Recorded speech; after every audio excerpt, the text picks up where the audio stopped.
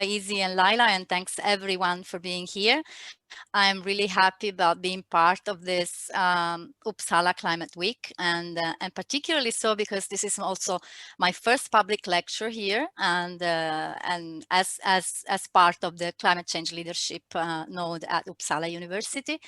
Unfortunately, this is happening digitally, which is not the way I had imagined to meet all of you today, but I do hope we can have a meaningful and interactive conversation.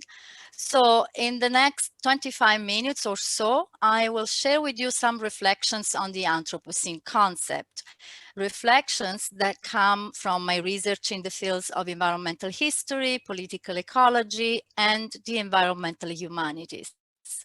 My reflections revolve around a short video called Welcome to the Anthropocene, an educational resource produced by the International Geosphere Biosphere Program, which was projected at the opening session of the second Earth Summit of Rio de Janeiro in 2012.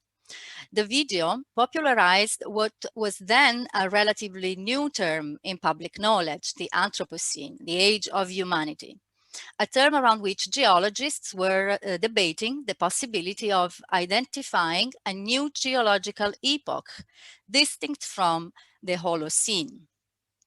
Izzy, can you go to the next slide, please?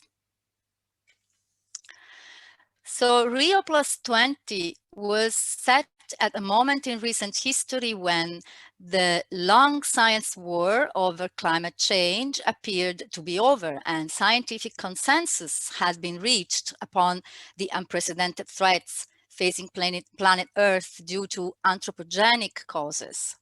With its wealth of data concerning human impact over the geosphere and atmosphere, very efficiently communicated in only 3 minutes, the Welcome to the Anthropocene video testified to this scientific consensus.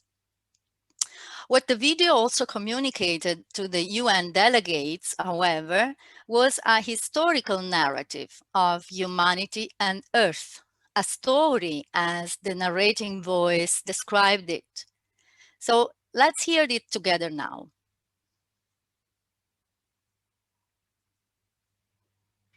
Changed a planet. The latest chapter of our story begins in England 250 years ago. Fueled by coal, then oil, several brilliant inventions appeared. They ignited the Industrial Revolution, which spread like wildfire through Europe, North America, Japan, then elsewhere. The great railways, then cars and highways, connected people across the globe. Medical discoveries saved millions of lives. New artificial fertilizers meant we could feed more people. Population rose rapidly. But this was nothing compared with what was to come. The 1950s marked the beginning of the Great Acceleration. Globalization, marketing, tourism, and huge investments helped fuel enormous growth. People swarmed to cities, which became even more powerful engines of creativity. In a single lifetime, the well-being of millions has improved beyond measure.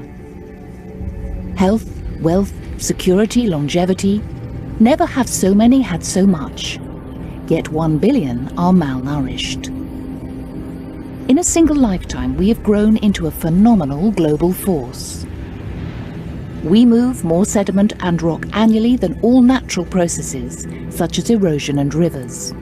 We manage 3/4 of all land outside the ice sheets. Greenhouse gas levels this high have not been seen for over 1 million years. Temperatures are increasing. We have made a hole in the ozone layer. We are losing biodiversity. Many of the world's deltas are sinking due to damming, mining, and other causes. Sea level is rising. Ocean acidification is a real threat. We are altering Earth's natural cycles. We have entered the Anthropocene, a new geological epoch dominated by humanity. This relentless pressure on our planet risks unprecedented destabilization. But our creativity, energy, and industry offer hope. We have shaped our past. We are shaping our present. We can shape our future. You and I are part of this story. We are the first generation to realise this new responsibility. As the population grows to 9 billion, we must find a safe operating space for humanity, for the sake of future generations. Welcome to the Anthropocene.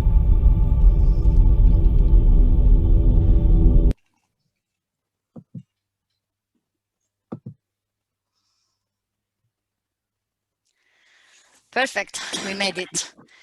So, in the rest of this lecture, I want to criticize this as a simplified historical narrative, which gives an incorrect and misleading description of the Anthropocene, one where different responsibilities for and unequal impacts of environmental change from the global to local scales are completely silenced.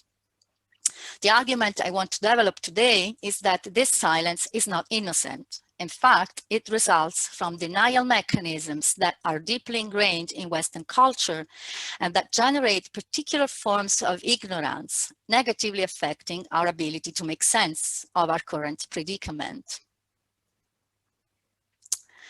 I will start with examining the video's format in terms of picture and sound. The picture consists of a single image, that of a revolving globe seen from space on which a graphic equation is superimposed. The equation results from a combination of data about a long list of indicators which appear in rapid succession on our screens. Population, methane, carbon dioxide, nitrous oxide, tropical forest loss, domesticated land, energy use, atmospheric temperature, biodiversity loss, ozone depletion, nitrogen flux, fisheries exploited, fertilizers used, rare earth extracted, urbanization, water use, number of motor vehicles and telephones, tourism, foreign investments. Somehow, all these non-homogeneous indicators are graphically compounded with each other into a single line, seemingly expressing human impact upon the geo and biosphere, an impact rising at increasing pace since the late 18th century and peaking after 1945. Okay, next slide, please. This homogenization of history into a single numerical indicator reflects the logic and the graphic of GDP accounting, which encompasses all there is, production and destruction, living and non-living, private gains and social costs, through a principle of fictitious equivalence. Through this visual dispositive, the ecological crisis becomes an equation seen from space by the all-knowing scientist who appears to be in control of the variables. Ultimately, the image suggests that the crisis is a problem of economic equilibrium, one which a global integrated science of ecology and economics might be able to solve. This image, in fact, reflects several decades of research on the part of environmental economists who have been looking for the best way of contabilizing the value of ecosystem services in GDP accounting.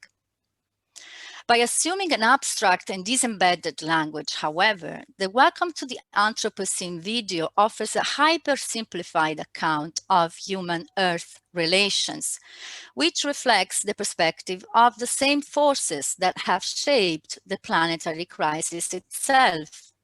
It is a narrative of human supremacy over the geo and biosphere. Not by chance, the story is entirely revolving around the representation of productive forces, science and technology, fossil energy, modern industry, emphasizing how these forces have given us the ability to shape Earth in order to fulfill human needs. The educational intent of the video is communicated by the female narrating voice that sounds like that of a children's bedtime storyteller. The combination between image and sound conveys a subliminal message that the story constitutes a scientific account of human history, carrying incontestable and value-free truths, which needs to be disseminated and understood by everyone. In other terms, this is not a story like any other. This is the story that we need to learn, memorize, and act upon. But is this story the right one? Before accepting it as true and basing our decisions upon it, we need to ask this preliminary question. To establish if this is the right story, I suggest that we adopt an approach that I call narrative justice. That is, asking ourselves what is being left out of the story, what is not accounted for, and what the story would look like if the invisible became visible and the silenced was allowed to speak. Echoing a method that science historians call ignorance studies, but adding to it a normative ethos, narrative justice does not so much question the knowledge that is incorporated within a certain narrative, but that which is discarded. It interrogates what kind of ignorance is actively produced by a given narrative, how and why. Next slide, please.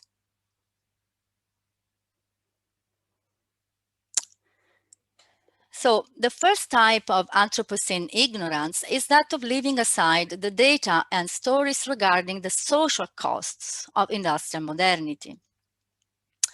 While the last part of the story focuses on the impact of industrial modernity upon the geosphere and the biosphere, it is utterly silent on its negative impact upon human life, starting from colonialism, slavery, and indigenous genocide that have been fundamental to establish global Western supremacy, a prerequisite for the Industrial Revolution to become a dominant mode of production. Several scholars have noted that the industrial mode of production cannot be isolated from this longer historical process, whose consequences continue to operate in the present. Donna Haraway and Anna Tsing, for example, have called attention to the plantation system with its dependence on colonial rule, enslaved or migrant farm labor, international trade, and the radical simplification of ecosystems as a key marker of the Anthropocene, as much as or even more than the industrial chimney. Plantations do not belong to the past, but live on in today's world in the form of industrial monocultures, which systematically intoxicate and impoverish peasant and indigenous farmers, often pushing them towards migration or even suicide.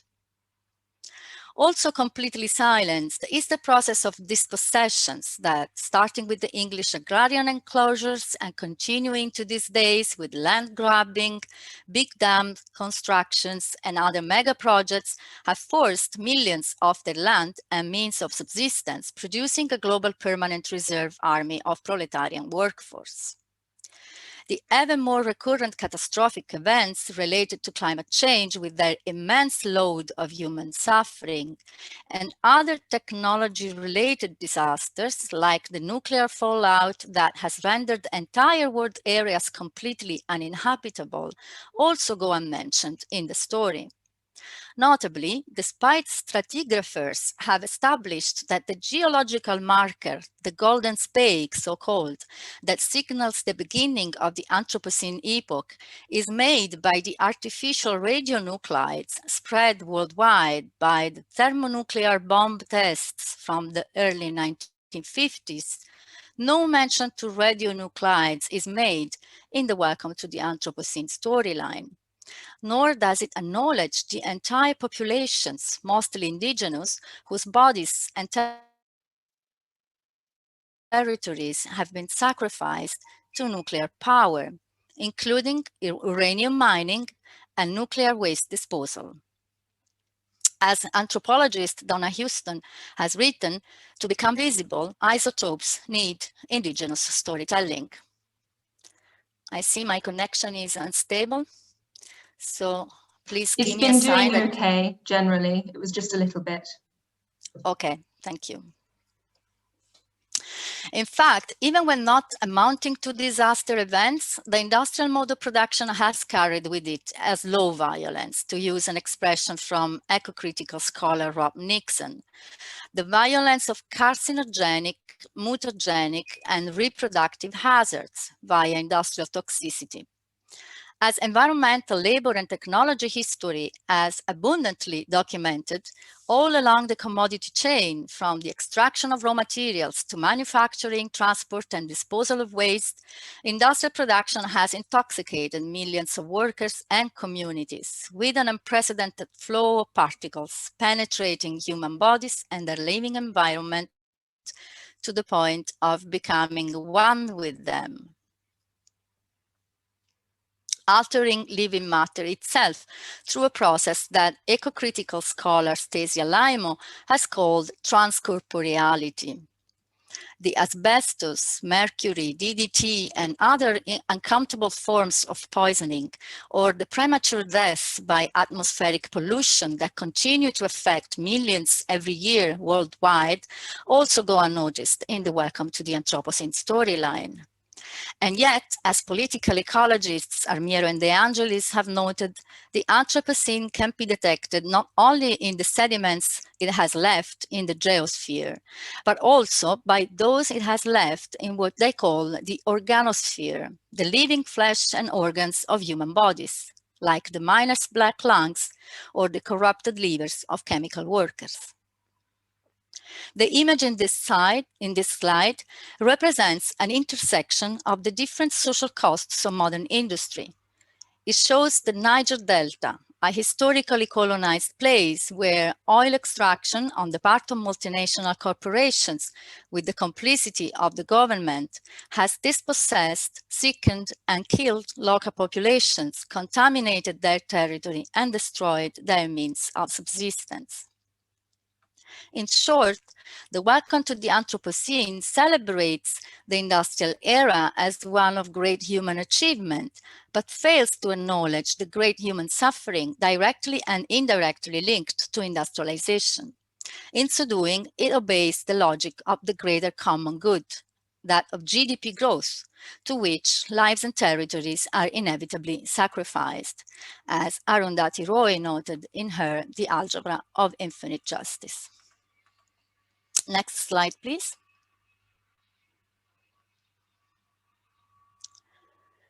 Another dimension of Anthropocene ignorance is that regarding the unequal distribution of costs and the inverse relationship between responsibility for and damage deriving from Earth system changes. Ecologically unequal exchange is a concept coming from ecological economics and political ecology, particularly through the work of a Swedish scholar, Alf Hornberg. It measures the uneven net flows of labor and natural resources between centers and peripheries of the world economy. It also signals the appropriation of sink capacities of the peripheries on the part of the centers, meaning, for example, that carbon emissions and waste mostly produced in rich countries end up being absorbed by forests and landfills in poor countries.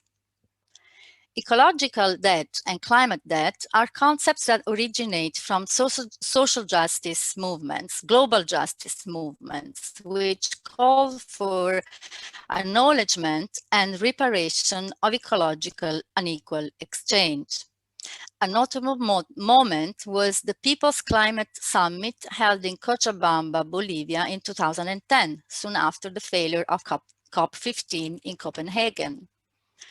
If taken into proper account, ecologically unequal exchange and ecological and climate debt radically shift the terms of Anthropocene discourse by calling attention towards power asymmetries in the globalized space of relations between Europe, the cradle of the Industrial Revolution, and the colonized world. In addition, the human suffering caused by industrial modernity is unequally distributed in society along lines of class, sex, gender, skin color, age, ability, and others. The environmental justice movement, born in the US in the 1980s, was based on statistical knowledge of the disproportionate burden of industrial pollution falling upon Black, Indigenous, and people of color in that country. Since then, the concept has grown to include many different kinds of environmental inequality, and a huge number of studies worldwide have supported the notion that the unequal distribution of environmental costs and benefits is a structural dimension of the industrial economy. In many mining and working class communities, for example, male able-bodied workers get jobs, but they are also disproportionately subject to industrial hazards with respect to the rest of the regional or national population. Women pay a higher price to pollution by an increased burden of care work and by losing other sources of income and subsistence. Children and the elderly are disproportionately affected by toxicity. The image on the right side comes from the Environmental Justice Atlas, an international research project which documents thousands of stories about environmental inequality worldwide. This particular image illustrates the available data on climate debt. Blue-colored areas are those which are in credit due to their historically low or negative carbon emissions, while brown-colored areas are those with different grades of carbon debt towards the rest of the world.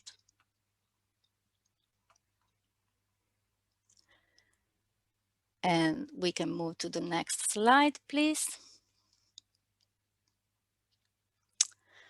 A further and also fundamental aspect of Anthropocene ignorance is that of ignoring the agency of reproductive forces.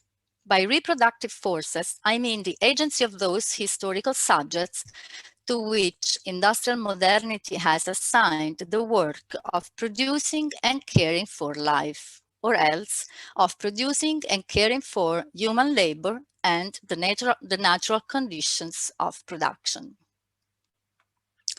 As a wealth of studies in feminist economics and women's history has shown, throughout the Anthropocene, this work has been overwhelmingly carried out by women and girls, forced to produce and care for human life, to devote their existence to this work without it even being recognized as work, but as a natural activity.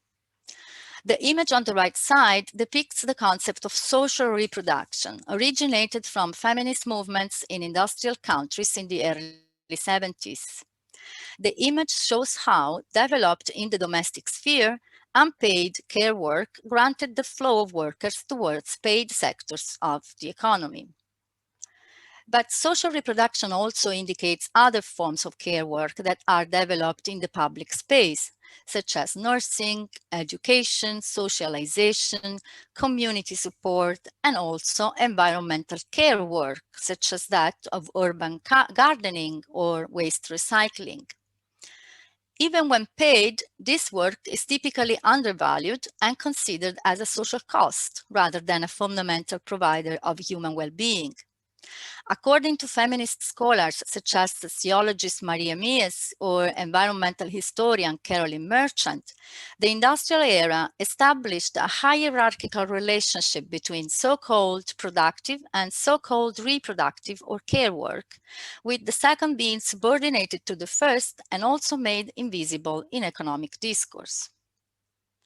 Feminist political ecologists have documented how reproductive work has been made harder by the demands that industrial society has posed upon it, that of producing the abundant and cheap human power that states would need for their military forces and that landowners and industrial manufacturers could then exploit. Women's lives have never been worth in or of themselves. They have argued that, just like non-human nature, indigenous people and slave labor, women too had to be appropriated, made the property of a master, and made to service him in order to contribute to society. In classical political economy, in fact, wealth was seen as a prerogative of the master, the owner of the means of production, and as a gift to society. and it rested upon the necessary appropriation of the work of women, slaves, and animals. In my book, Forces of Reproduction, I call attention to the fact that reproductive and care labor has not been passively subservient to the logic of the master, but has kept some autonomous power in resisting it and opposing the depletion of life brought about by the industrial model production. Out of this long historical agency of Black, Indigenous, and working-class women in protecting life, the global environmental justice movement was born. The image on the bottom comes from the Amazon forest and represents the work of environmental care as developed by local people through a particular type of conservation unit called the Extractive Reserve, or RESEX. RESEX were born in the 1990s as a result of more than a decade of peasant and indigenous struggles in the state of Acre. They followed the principle that forest conservation did not need to be in contrast with people's lives. In fact, protecting the forest was precisely what people would do if they had the possibility. For 3 decades, the Brazilian RESEX have protected thousands of acres of forest and people making a living out of a sustainable relationship with it, collecting and processing non-timber forest products such as rubber or nuts, or by traditional fishing and other non-industrial activities. However, the RESEX have been also subject to increasing violent attacks on the part of powerful economic actors and most recently the government itself, due to the enormous profit that can come from industrial exploitation of their resources and from global trade. Next slide, please. With its focus on the power of productive forces and its built-in ignorance of unequal human suffering and of reproductive forces, the Welcome to the Anthropocene story can be considered at best a partial, reductive representation of the age of humanity, what political ecologist Giovanna Di Chiro has called the white Manthropocene. The Welcome to the Anthropocene story, in other words, does not reflect the worldview and experience of humanity as such, but that of its Western industrial world, what environmental philosopher Val Plumwood once described as the master model of humanity. At the Rio +20 summit, this master's narrative was inevitably reflected in the final document called The Future We Want. Can you hear me? All right? Yes, we can. You slowed down a little bit, but you're still fine. Okay. Okay, great. The future we want, where we was meant to indicate humanity as a whole, and the future we wanted was described as one where global GDP growth would be saved through green investments and Western-style consumption could be generalized. As sociologists James Goodman and Ariel Saleh pointed out, this hegemonic representation ignored, or rather was meant to silence and delegitimize, alternative representations that came from those that were excluded from the summit and from climate negotiation tables before and after Rio. Those who hold no ruling power and no supremacy over the geosphere, those who have been telling other stories all along. In 2012, many of these stories converged towards an alternative document called Another Future is Possible, which gave voice to what we have learned to recognize as the global climate justice movement. The other future here was meant as one centered on recognition of power asymmetries and different responsibilities for climate and ecological catastrophes and radical system changes in the global economy. On to the last slide, please. In short, 3 conclusions can be drawn from my critique of the Welcome to the Anthropocene video. First, the global we subject is a fictitious character, for the story only represents a master's point of view.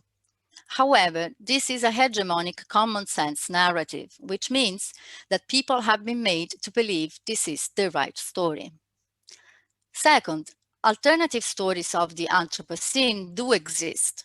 They are told by those who have paid and continue to pay the costs of industrial modernity, while also opposing its ecocidal power. Alternate stories lead to radically different political visions, programs, and demands. Third, a global narrative of planetary crisis that is ignorant of power inequalities and of reproductive forces cannot produce real change. It was Val Plumwood again who once claimed that we will go on in a different mode of humanity or not at all. Perhaps switching towards this new mode starts from undoing the master's narrative of the Anthropocene and telling new stories. Thank you.